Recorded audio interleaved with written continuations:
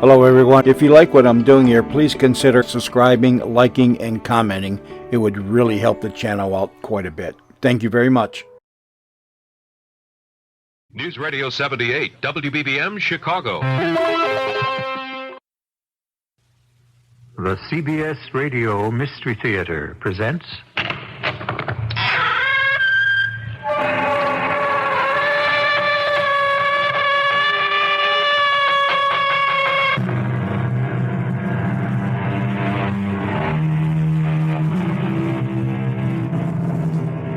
Come in.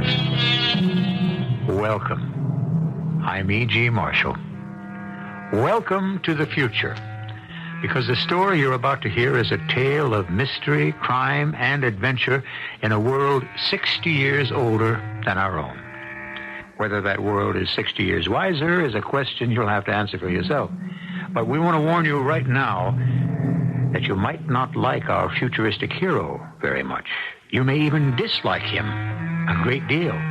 For after all, he is a criminal, a swindler, a con man, a fugitive, and perhaps something even worse. All we ask is that you don't judge him until the last sound is heard, even if it turns out to be this sound. You'll hit Mrs. Sorensen. That's right, everybody. You'll hurt your friend, Mrs. Sorensen. And if you don't let me out of this place, I'll hurt her myself. She's an old woman. Yes? And I haven't killed an old woman for days. I'm feeling the urge right now. So let me out.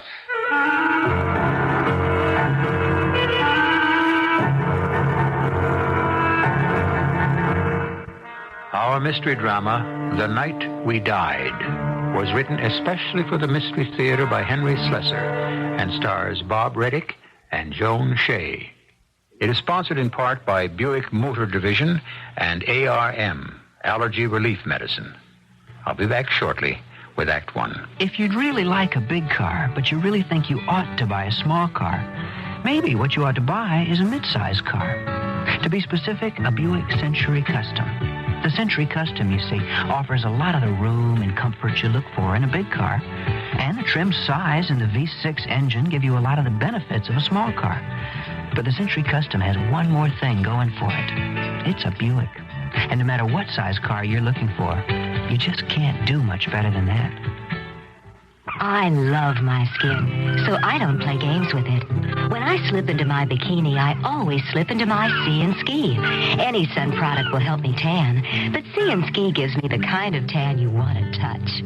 Sea & Ski penetrates, moisturizes, protects, helps your skin stay smooth and supple. So get the tan you want to touch with Sea & Ski, the sun specialists. We know your skin. Come on, sun, it's you and me and Sea & Ski. Now, direct from CBS News, this special Radio Net Alert News Report. I'm Christopher Glenn, CBS News in New York. The Dutch government has decided to end the 19-day siege at a commuter train in the north of the country by force. Within the hour, military aircraft and artillery opened up on the train and the South Moluccan terrorists and 51 hostages inside. A few minutes ago, I spoke with correspondent Mike Lee at the scene. The gunfire broke out about 4 minutes before 5 a.m. here Holland time, which would have made it just before 11 p.m. New York time. It began with an absolute shower of automatic weapons fire, followed by a series of strafings by Dutch fighter jets. Several jets coming in for over about 10 minutes, strafing the train. This was followed by more automatic weapons fire and some artillery, possibly rocket-launched grenades. The gunfire ended about 10 minutes after it began. The first few minutes here after this attack, there's no sign of life in or around the train. Right in front of me, about 4 feet, are lined about 12 armored personnel carriers with perhaps 50 troops. They're preparing to move down the track, possibly for a cleanup operation to look for any survivors that there might be. What about the future of the South Moluccan community in the Netherlands now? What does this bode for them? There's no question that no matter how this hijacking had turned out, that it would have put a strain on Dutch-South Moluccan relations. The most immediate problem that Dutch officials, of course, will face is angry reaction not only by the South Moluccan community to use of force here, but also to reactions from the families of the hostages, who many of whom may have well been killed in this attack if they were not taken out before it began. In the long run, there will be problems possibly, and many people would think most probably, between the Dutch and the South Moluccans. This had been pretty much a political issue up until now. But after all that has happened in the last 20 days, ending with this gunfire, this attack on the train this morning, there could be a great deal of trouble to come. Correspondent Mike Lee in the Netherlands, repeating, Dutch military units mounted an attack with aircraft, automatic weapons, and artillery on a train in northern Holland, where South Moluccan terrorists have been holding 51 hostages for the past 19 days. So far, there is no word on casualties either to the gunmen or the hostages, but the attack itself is described as fierce. There's also no word on what the situation is at a schoolhouse where other terrorists hold several teachers hostage. Earlier today, mediators who'd been trying to find a peaceful solution to the siege reported their efforts had ended in failure.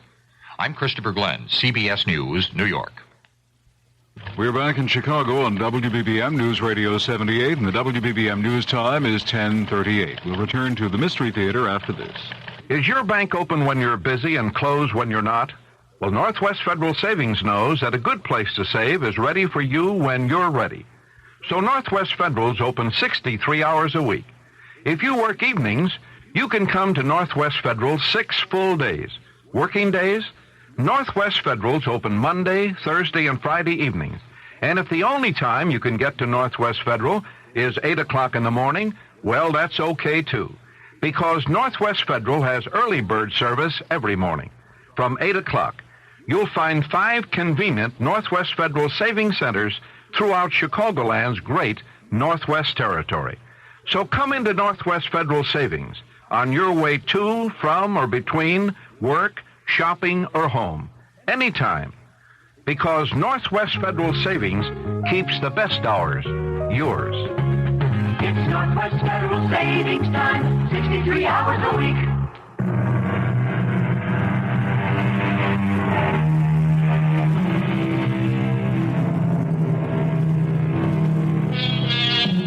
It's the year of our Lord, 2043.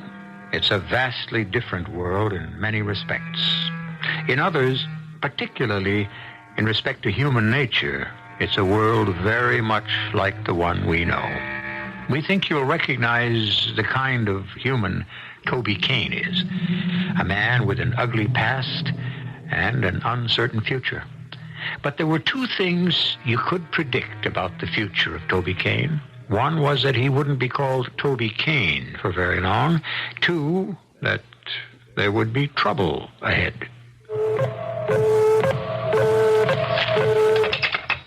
Yes? Harry? Sam. How the heck are you, Harry? It's not Harry. You know my name is Toby Kane. That's the name you called me at the hotel, right? Yeah, sure, that's right. Oh, you make it tough on a guy keeping up with you, Harry. I mean, Toby. I'd like to know how you kept up with me, Sam. How did you know I'd left Callisto? Who told you my new name? Mutual friends, Toby. Everybody knows that you gave Moffat the slip again. That cop's going to get awful sick of chasing you. He won't be chasing me anymore. Harry Rentlow is dead. He committed suicide on Callisto. Sure, I get the idea. Listen, Toby, you must be pretty strapped by now. Could you use some high financing? You offering me a loan, Sam? Heck no, I'm offering you a project. I could use some experienced help. Can I see you at the hotel tonight? All right. Meet me in the Neptune Lounge. Oh, that's great, Harry. Look forward to it. The name is Toby. Toby Kane.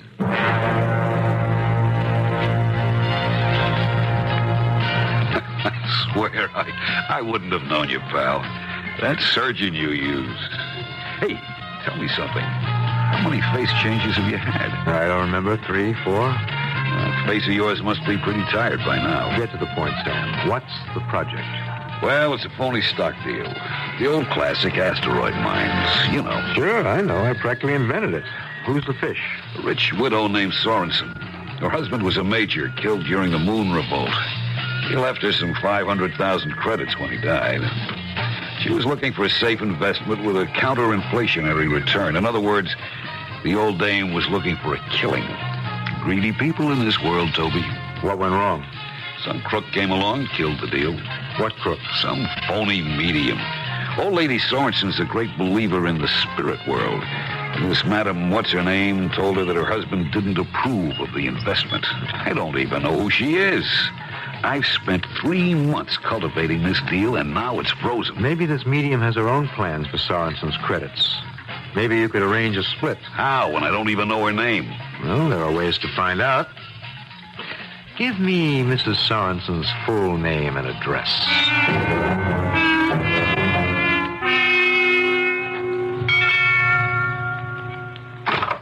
Come on in, Toby. Hey, Vanessa, he's here. Well, hello, Mr. Kane. Hello. Sam tells me you've come up with a solution to our problem. Vanessa knows the whole scam, so you can trust her all the way. I didn't say I had the complete solution. What I have is the name of the medium. How'd you get it, Toby? Oh, it was easy. Mrs. Sorensen was a rich widow, right? Rich widows have their habits, like taking a Mars cruise, for instance. I called Mrs. Sorensen and spoke to her maid. Said I was from the White Line Cruise Company and wanted to clear up our records on her Mars trip. Sure enough, she took the trip in 32. But how did that help you? The next thing I did was write Mrs. Sorensen a letter. I've got a copy right here. Dear Mrs. Sorensen, I doubt that you'll recall me, since 10 long years have gone by since our late meeting. But I still recall with pleasure our delightful chats aboard the Mars cruise, particularly concerning our mutual interest in the spirit world. Oh, wait a minute, Toby. Now, let me finish. When we became acquainted on the voyage, perhaps I mentioned my dear wife. I am saddened to report that she passed on to the great beyond a few months ago, leaving a great void in my heart. However, recognizing the eternal nature of the spirit, I am not completely desolated. My one problem now is to locate a trustworthy medium who can bring my dear Agnes back to me. You mean she actually replied to that? She thought she did remember me. And she gave me the name of the lady who's querying the stock deal. It's Olivia Nemo, South Court Street, New York City. Oh, terrific. I'll go see this phony and make a deal. I've been to see her, Sam. Well, what did she say? Will she make a deal? No. Mrs. Nemo's not a very cooperative type. I suspect she has her own ideas about Mrs. Sorensen's investments. That's why she's spending so much time gaining her trust. What do we do now? Well, I think it's simple enough. We offer the lady more than Mrs. Nemo is offering. Like what? Well, for one thing, I know that the lady doesn't attempt to bring back any image of Mrs. Sorensen's late husband. Oh, well, Mrs. Sorensen wouldn't be fooled by some phony ectoplasm stuff. But what if Mrs. Sorensen actually saw her dead husband? Saw him just the way he looked when he was alive, but yet obviously now part of a heavenly community. What are you getting at, Mr. Kane? Well, I've written one more letter to Mrs. Sorensen from the same old ship companion. Dear Mrs. Sorensen, thank you so much for recommending your friend Mrs. Nemo. However, since writing you, I discovered the most remarkable medium I've encountered in all my 70 years. A man named Shan Kazar, who has produced the beloved image of my wife Agnes right before my eyes. The living image, moving, talking, smiling, expressing her serenity and joy in the hereafter. Oh, for heaven's sake. But who is this Shan Kazar? Well, can't you guess, Vanessa? It's me. Come on in, George. Can't tell you how good it is to see you. That's good to see you too, Phil. I'll tell you one thing, George. Those plastic surgeons did one heck of a job. You look great. As you know, that fire bullet didn't just burn off my features. It did a pretty good job of my mind. I couldn't tell them what I used to look like because I didn't know. Sure, I remember, but what the heck? Here you are, and here I am. Well, some other things are different, Phil. You stayed in the Army. Hey, I see I have to call you Colonel now. Tell me what I can do for you. If it's possible, I'll do it. You know that. Well, it's a kind of unusual request, Phil. It's about those holographic image identifications they made during the Moon Revolt. The HIDs? Sure, I remember.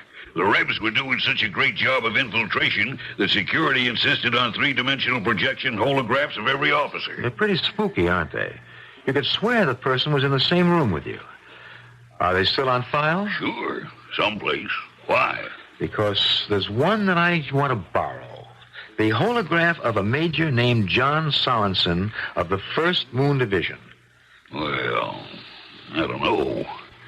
The Moon Revolt was 5 years ago. Records are all in the Pentagon vaults. But you can do it, can't you? Well, I do have a good buddy in personnel. All right, I'll do my best.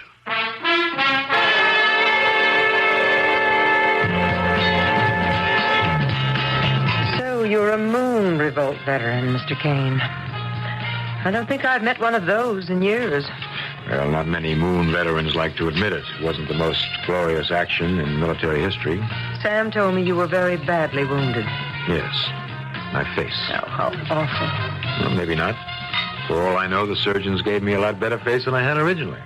You really don't remember? I remember very little before that fire bullet hit. Oh, it's dreadful. I mean, the whole war was just sickening. The Moon colonists got the nutty idea that they ought to be an independent nation. Didn't they realize that they'd never had a chance? It took 2 years just the same. 2 very bloody years. I still remember hearing about that horrible night. The mass suicide. It was only a few days after the surrender. All the leaders of the revolt, I guess they decided they'd rather die than face trial. All those bodies piled up in the crater Aristarchus. Oh, it gives me the shivers to think about it. Have you ever seen his statue? Whose? The man they call Arrigo, the leader of the revolt.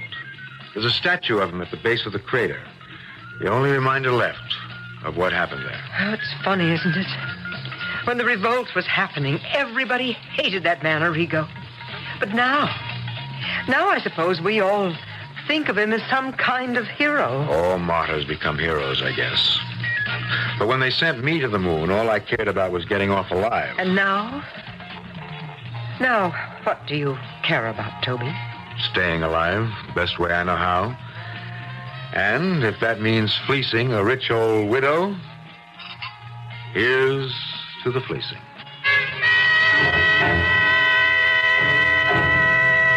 I hope you know what you're doing, Toby. My name is Shan Kazar. Yeah, but your name might turn into a number if this HID thing doesn't work. It does work, Sam. It's unbelievable. Oh, Mrs. Sorensen is here. All right, get behind the curtain, Sam. Pull the switch when I give the signal. Remember now, the key word is light. Come in, Mrs. Sorensen. I hope I'm not late. Oh, no. No, you're just in time. Mrs. Sorensen, let me introduce you to Shan Kazar. I am delighted to meet you, madame. I'm very pleased to meet you, Mr. Kazar.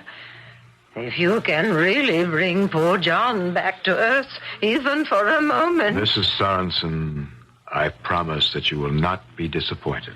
The spirits are present. I can see something glowing in the darkness. It's a light from the other world.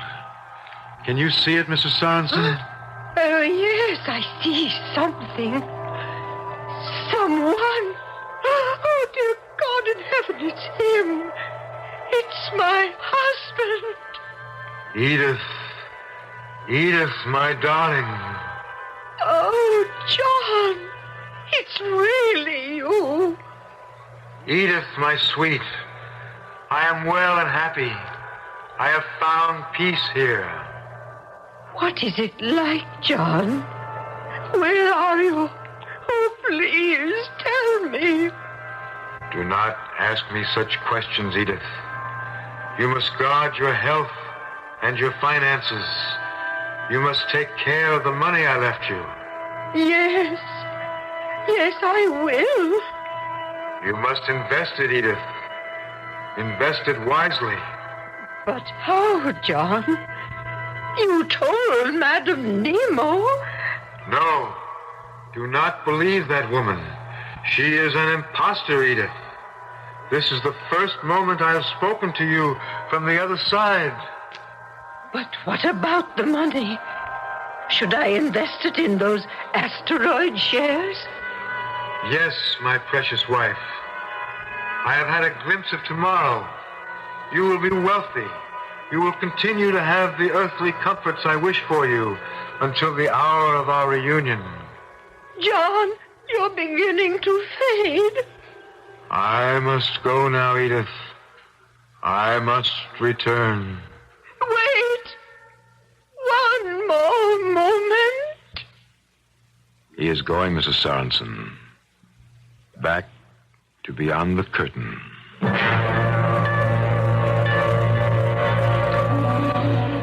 Oh, it was marvelous, Toby. You absolutely gave me the creeps. I've really got to give you credit. You're still the best in the business. Well, let's wait for the payoff, Sam. Let's get that money in our hands before we congratulate each other. Oh, do you want me to get that? No, I'll take it. Hello? Toby, it's Phil Digby. Yes, Phil. How are you? Listen, Toby, about that HID projection. It really did the trick. You don't know how much you helped, Mr. Sorensen. I just don't know what went wrong. My friend in the Pentagon goofed. Goofed? What are you talking about? The holograph reel was the wrong one. It was a Major Warrenberg of the 6th Infantry. He isn't even dead. He's retired up in Nova Scotia. Toby, you there? Yeah, Phil, I'm here. And, don't worry about it. The old lady's eyesight wasn't that good. I guess the uniform was enough. Wow, that's a relief. Then you don't want the right reel. No, that's okay. It's all over now. And thank you again, Phil. What is it, Toby? Is something wrong? Oh, I don't know. But that wasn't Major Sorensen the old lady saw. And I don't think her eyes were that bad. She knew I wasn't Oriental even with this makeup on. What I'd like to know is, who's playing tricks on who?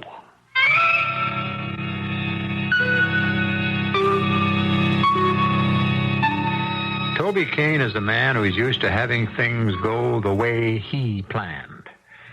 But suddenly, a victim of a swindle has done something unexpected. Mrs. Sorensen has been fooled too easily. And Toby Kane has learned that nothing comes that easy, not even in the world of 2043. We'll return to that world with Act 2 shortly. What do you do for hay fever? For allergy? When just antihistamine isn't enough? Don't give up. Arm yourself with ARM. ARM, Allergy Relief Medicine, does everything plain antihistamine does for sneezing and dripping, then does more.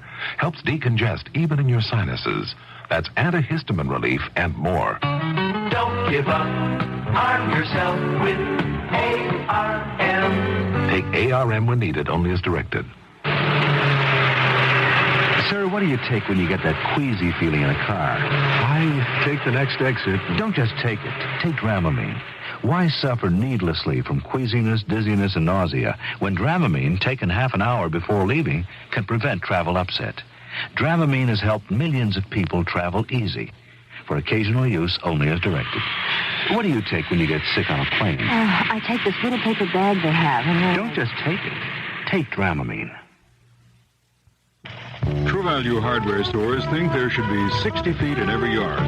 So they're offering the True Test 60-foot vinyl garden hose for your yard for just $6.99. It's 60 feet long to make it easier to water your lawn, shrubs, garden, or even wash your car. It's nylon reinforced for strength. It stays flexible in all temperatures, and its solid brass couplings won't rust. Get the True Test 60-foot nylon reinforced vinyl hose with 5/8-inch inside diameter for just $6.99. Or choose the True Test 60-foot rubber hose from True Value hardware stores. It's made of strong flexoline rubber that coils easily. It's reinforced for greater burst strength.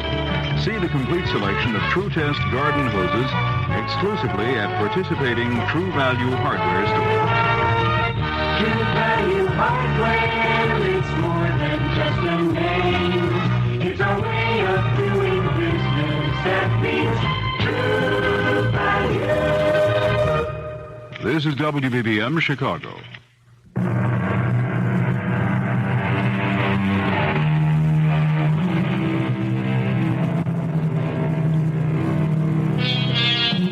Toby Kane, con man, has a disturbing riddle to solve. Why did Mrs. John Sorensen react so quickly to the ghost of a man who was clearly not her husband?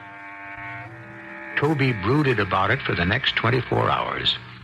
But then something happened that gave him something else to think about. A familiar visitor came to his door. Mr. Kane? Yes, who, My name is Moffat, Mr. Kane. I'm with the Interplanetary Police. May I come in? Would you mind telling me your business? I'll tell you inside, if I may. Truth is, Mr. Kane, I'm here to do you a favor. What kind of favor? How long have you known Mr. Sam Thumbs? Sam? Oh, about a month. I met him at a party. That's what I thought. Why, what's the trouble? Mr. Kane, I'll be candid with you. We ran a fast check on Mr. Thumbs' associates. We couldn't find you among them. So we figured you were a recent acquaintance and possibly his next victim. Victim? Of what? Well, I'm sorry to tell you that Sam Thumbs is a confidence man. He's been indicted for grand larceny some 4 times in his career. He's never been sent to jail because his victims were too involved in his schemes to testify against him. But he's still a criminal, and he may be out to defraud you.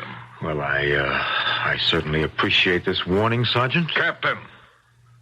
My title is Captain Moffat. Well, I promise you that I'll be very careful. Yes, very careful. From now on.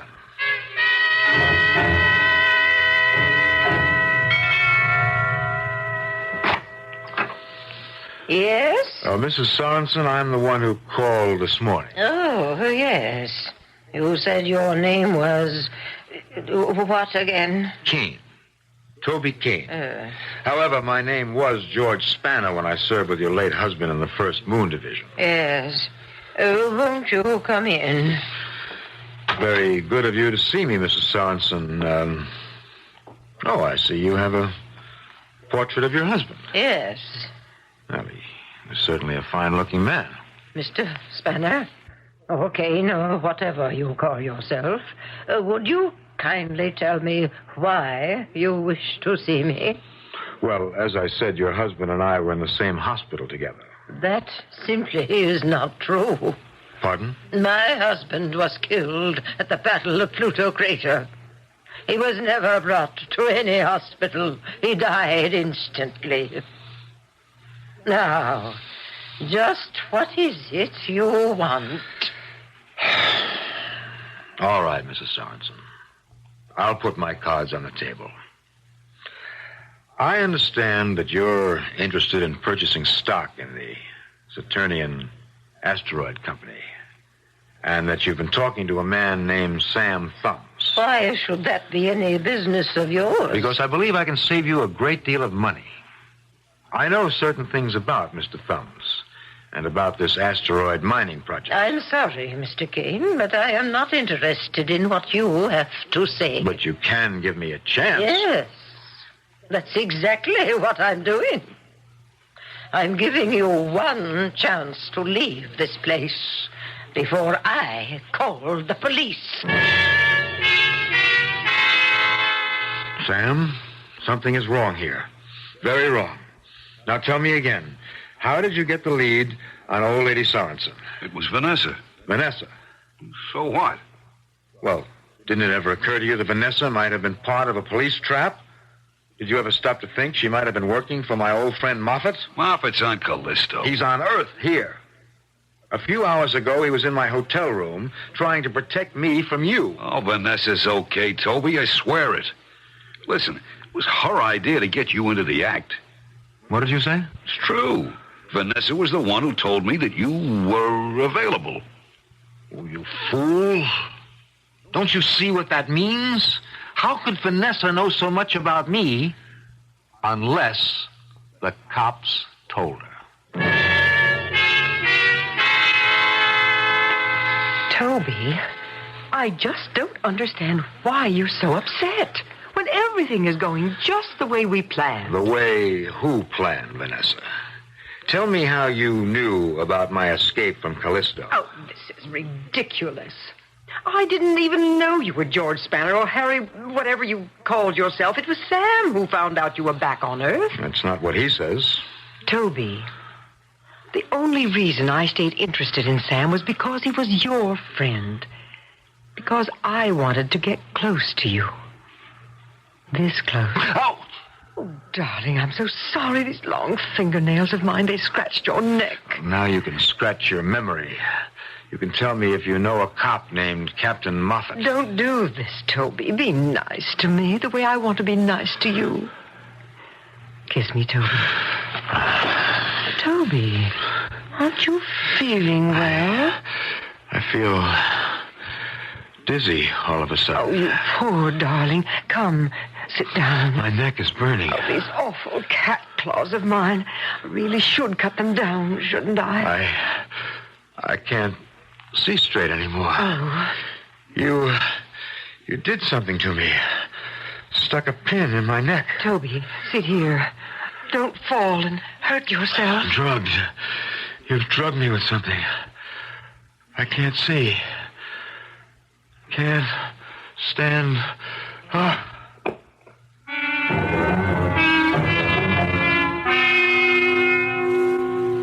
18 hours. What? 18 hours and 40 minutes. Oh, Moffat, you here? Yes, I'm here, my friend. Luckily for you. Must have been a powerful drug they used. Not enough to kill, however. My only regret is that we didn't catch them in the act. What are you talking about? I've been keeping a tail on Thumbs and his girlfriend for the past week. His girl? You mean Vanessa isn't working for you? Those two are in business for themselves, Mr. Kane. Or, should I say Mr. Murchis? Or Mr. Snapper? You pick the name, my friend. You have plenty of them. The name is Kane. Toby Kane. It's funny, you know. I've been chasing you for 5 years, from Earth to Saturn to Callisto. And then I catch you by helping you get out of a jam. Life's a little irony. You've made a mistake, Captain. Oh, forget it, Kane. We've already run you through a computer ID. We know who you are. Now, if you help me, I'll help you. I'll guarantee you full amnesty for any past offense. I'll promise you immunity for any crime you've committed. And that's a long, long list. What's the catch? Just what you might expect. The assignment I'd want you to handle is difficult, dangerous. Do you know why you were drugged, Kane? Because you must have found out too much about them. You must have stumbled onto something they want very much to conceal. What's that? Their real identities. Not Sam. No. He's exactly what he seems to be. A hopelessly inept con man, hardly worth the paperwork it would take to arrest him. But the other, Vanessa and Mrs. Sorensen. Mrs. Sorensen? What does she have to do with this? Well, they're members of the most dangerous subversive group on Earth. We have good reason to think they and their friends are ready to commit treason. Treason? Against who? Against the entire world, against the planet Earth. Why, you're crazy. Are you saying those two women are plotting another moon revolt? Oh, not alone, I assure you. There may be hundreds or even thousands of others ready to repeat the same madness of 5 years ago. We think that both of these women are related to the men that we thought had died in the crater Aristarchus. Thought they died? Their graves are there. Yes. But we're beginning to doubt the identities of the men buried in those graves. Now, we've begun to suspect that the Earth forces were victimized by a hoax. A con game, if you like. You mean they're still alive? Arrigo and the others? No, we don't know how many, maybe only a handful. But I want you to continue to play the game you've always played, but this time on our side of the law. What game?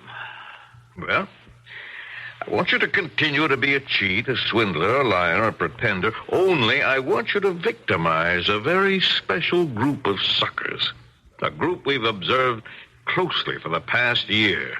Now, we know their habits. We know their meeting place. We know everything. Except their plans for the moon. And that's what I want you to find out. Well, why should I be successful? Because you're going to have another face change, Kane. An official one this time. Here, we want you to look like the man in this photograph. My God. That's right. It's the man they call Arrigo.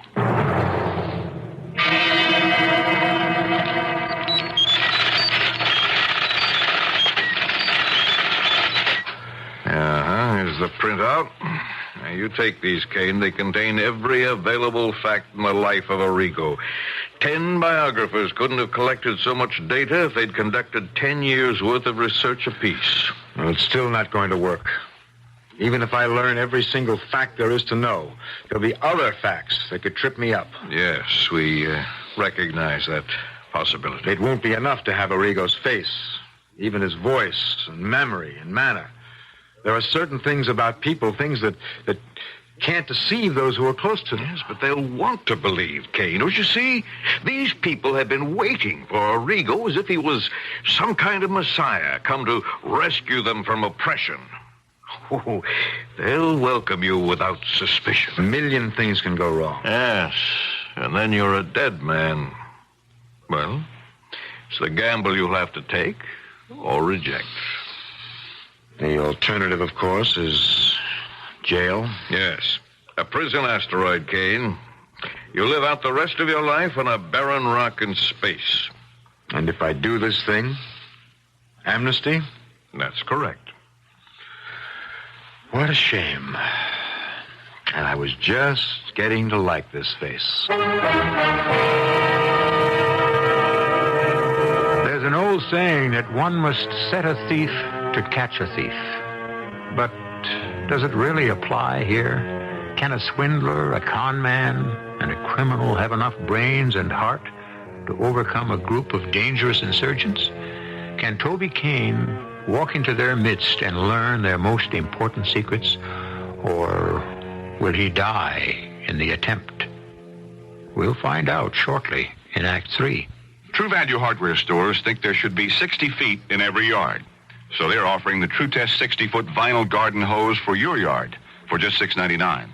Hi, Pat Summerall with the details. It's 60 feet long to make it easier to water your lawn, trees, shrubs, garden, or even wash your car. It's nylon reinforced to withstand wear and tear.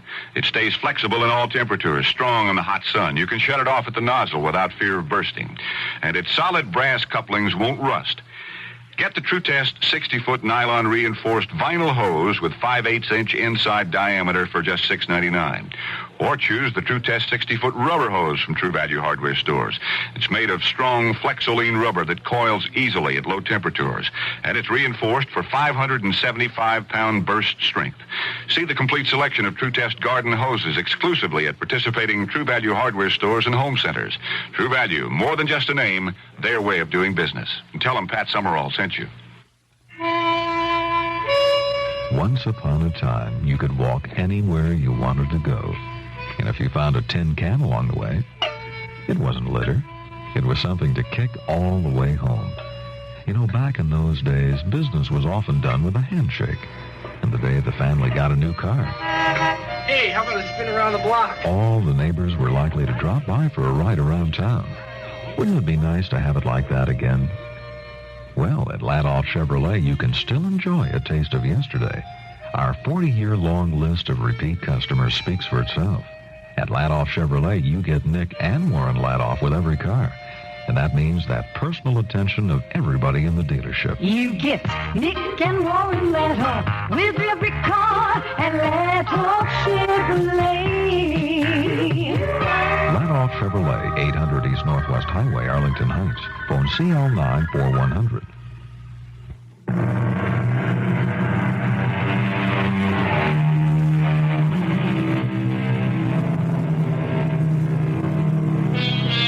It was 3 months before Captain Moffat of the Interplanetary Police was able to put his plan into action. The actual face change took only a week. The recuperation took 2 weeks. But the rest of the time was spent in educating Toby Kane to talk, think, and feel like the rebel called Arrigo. Finally, they knew there was nothing further they could do but send Arrigo on his mission, beginning with the first name on top of the list of suspected sympathizers. Come in, Mr. Duncan. Won't you sit down? Thank you, Doctor. Well, shall we get right down to it? I always believed that... Something wrong, Doctor?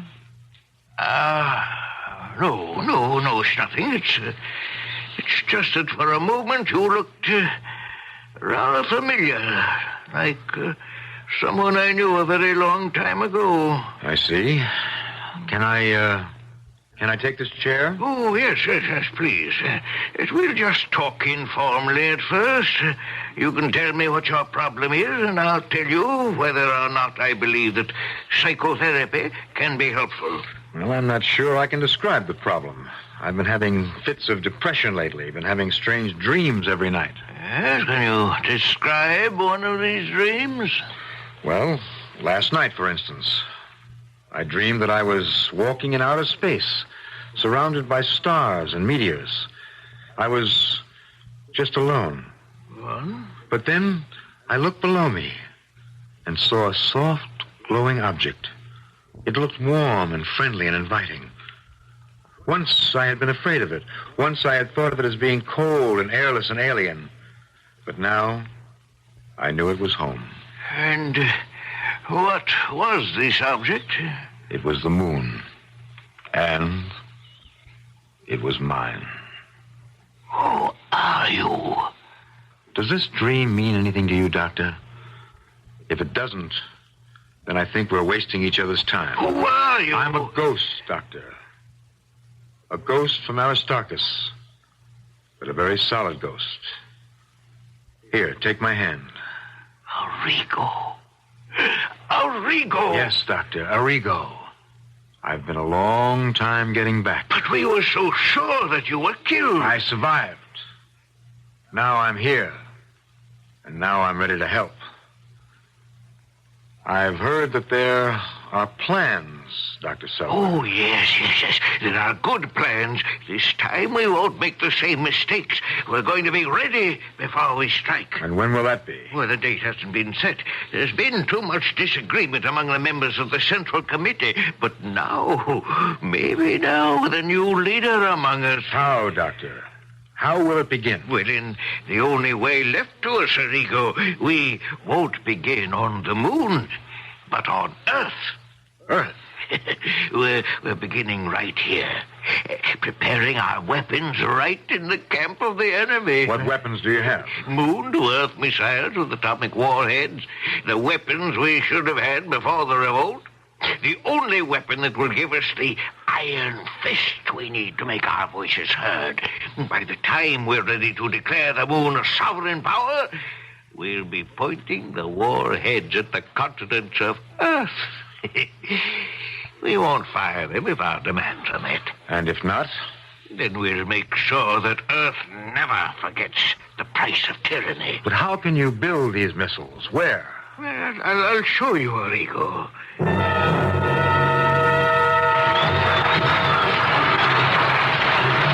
How strange, Doctor. So much noise in a hospital. Well, this is a very unusual hospital, Arrigo. Populated by a very unusual breed of lunatics. Lunatics? Yes. The idea came to us 5 years ago. What would be a better hiding place for our activities than a mental home? So we built this hospital and filled its rooms and wards only with patients marked by that special madness of the moon children. It was a brilliant idea. Well, what you see here is only the tip of the iceberg.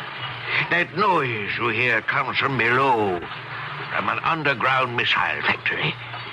We'll go on a tour of inspection later, but right now, we have a meeting to attend. Then we were expected. I've alerted all the members of the Central Committee. They're in the main conference room. I don't have to tell you that this is a great moment for all of us. Please come this way. Ladies and gentlemen, Arrigo.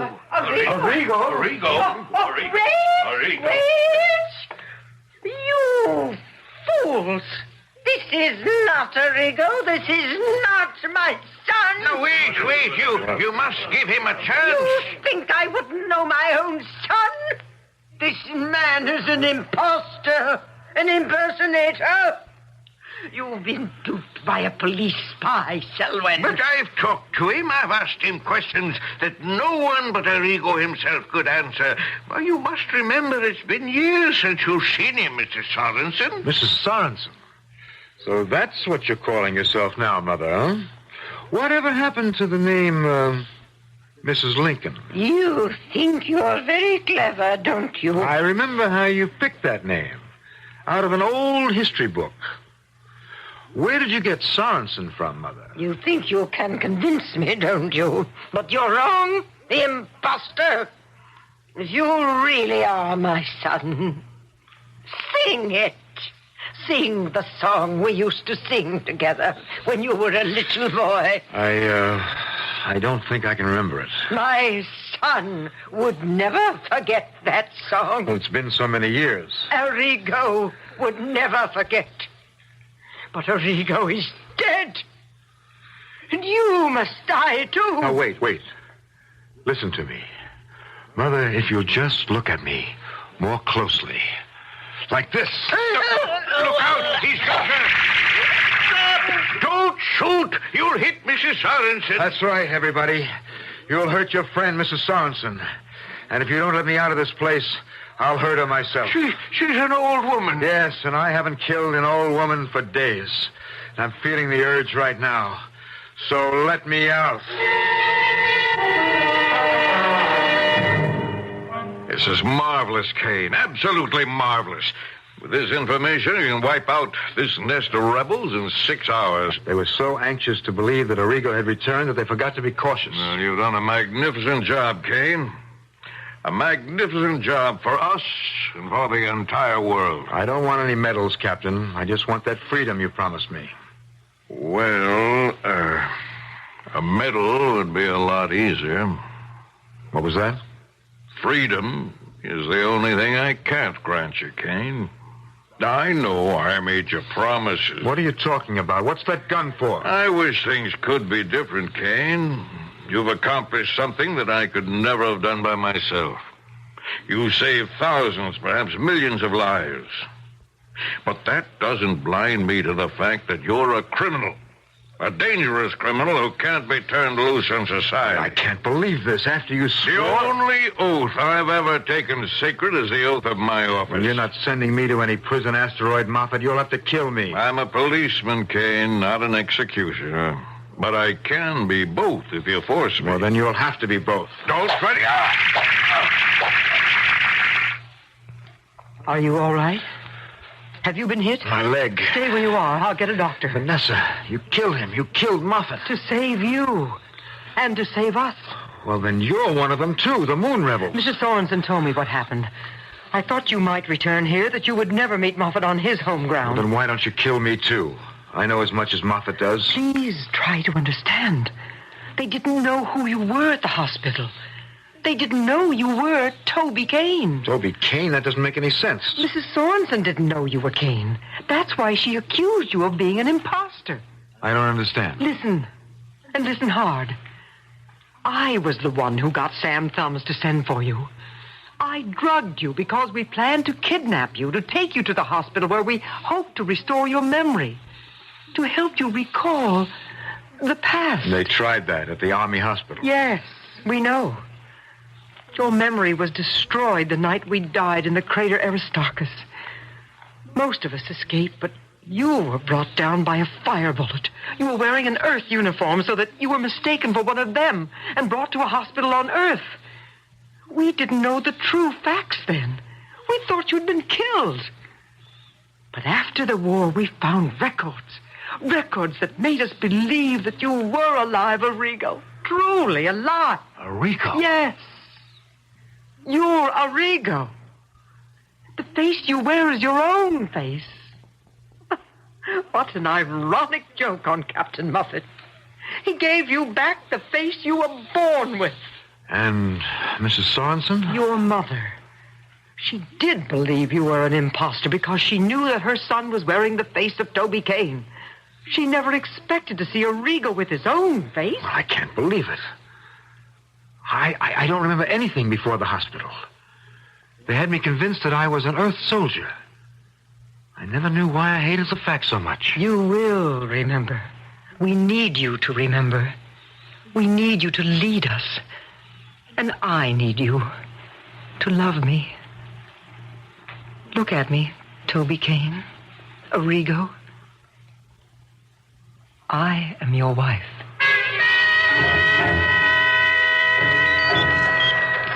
Here it is, Colonel. The recorded message from the moon base. Put it on the screen, you idiot. Let's hear what this madman has to say. Yes, sir. I can't understand it. A whole garrison of moon troops surrendering without firing a shot. And now this lunatic with his demands. All ready, Colonel. Well, play it. My name is Arrigo. It is him. My name is Arrigo. And I am spokesman for the provisional government of Luna. The moon is no longer a satellite of Earth. From this day forward, the moon is an independent world with full sovereign powers to choose its own leaders and determine its own future. We are prepared to defend this independence with our lives because we are the children of the moon. And the moon is ours.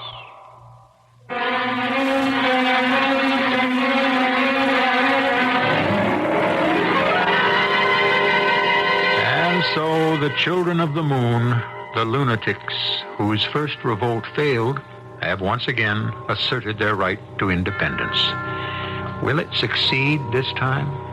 Have they prepared themselves enough to convince the powers of Earth to let them find their own destiny?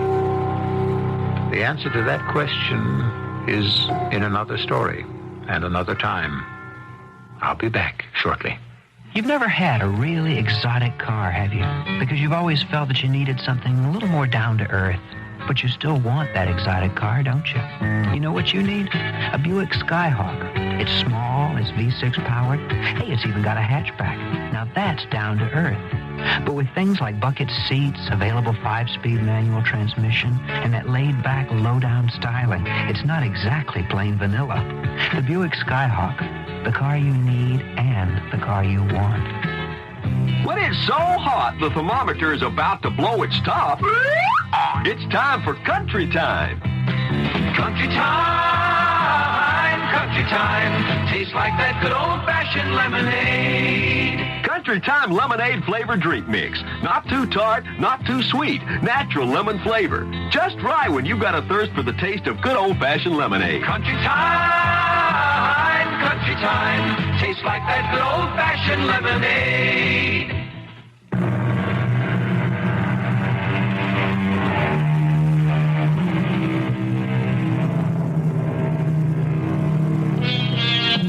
Will it ever really happen? Now that man has walked on the moon, will the next step be colonization?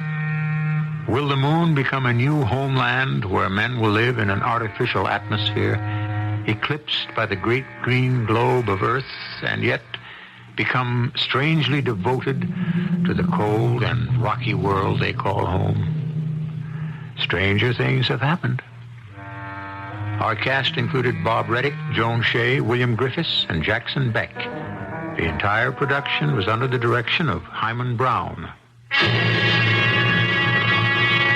And now, a preview of our next tale.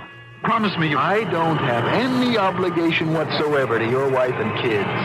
Ladies and gentlemen, your attention please. Your captain is in full command. We can all cooperate by remaining calm. Why doesn't the captain come on and tell us so himself? I imagine he's too busy handling the plane. How can you be so calm? Jerry, something's happening to me. I can't breathe. We are coming in for an emergency landing. I repeat, we are forced to make an emergency landing. Should the plane become depressurized, the compartment over your head will open automatically. Take the oxygen mask and place it firmly over the mouth and nose. Gordon, do what she says. Look, promise me, Jeremy. Promise me that you... Good Lord. We're out of control. The plane is going to crash. Radio Mystery Theater was sponsored in part by True Value Hardware Stores.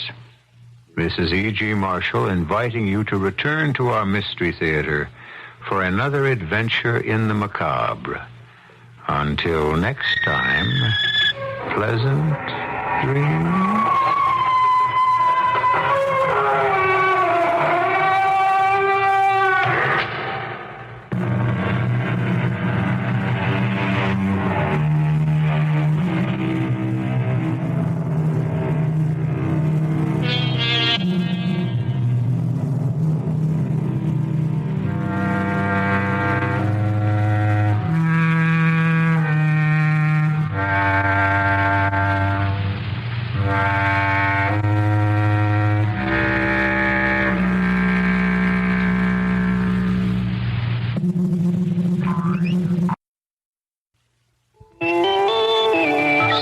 News. In what looked like a military assault, Dutch authorities have stormed a train in northern Holland where Moluccan gunmen have held 51 hostages for nearly 20 days.